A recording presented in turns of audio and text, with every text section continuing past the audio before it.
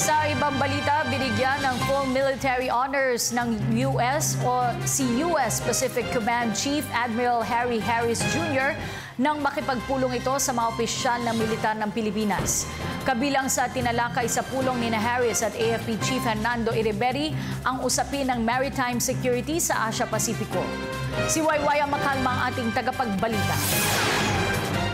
Alas 10 ng umaga dumating sa Campo Aguinaldo si US Pacific Command Chief Admiral Harry Harris. Binigyan siya ng battalion-size full military honors kasunod ng 17-gun salute bilang pagbibigay opisyal. Una siyang nakipagpulong kay AFP Chief General Hernando Iriberri, kabilang ang ilang matataas na opisyal ng AFP. Higit kumulang 30 minuto nakipagpulong si Harris kay Iriberri sa Hall of Flags sa GHQ Building. Ayon kay Colonel Restituto Padilla, napag-usapan ang hamon na hinaharap ng Pilipinas patungkol sa seguridad sa mga pinag-aagawang teritoryo sa West Philippine Sea. Natalakay din ng US Defense Department Asia Pacific Maritime Security Strategy Report na inilabas kamakailan. Ito ay para bigyang importansya ang maritime domain para sa seguridad sa Asia-Pacific region.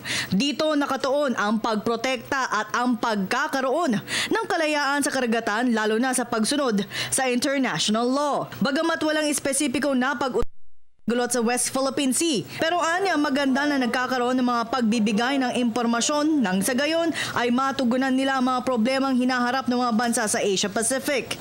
Pagkatapos nito ay nagtungo ang opisyal kay Defense Secretary Voltaire Gasmin. Higit kumulang 15 minuto nagtagal ang kanyang pulong sa Department of National Defense. Ayon sa Department of National Defense, nangakong dalawang opisyal na patuloy silang magtutulungan para sa pagpapalitan ng impormasyon.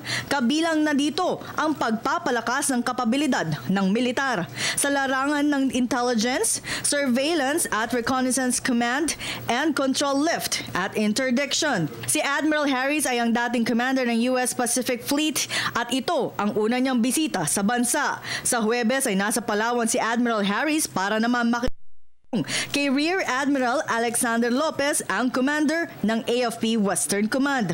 Wala naman nabanggit ang opisyal kung siya ay magsasagawa din ng flyby sa West Philippine Sea. Para sa Telebisyon ng Bayan, ako si Waywaya Makalma.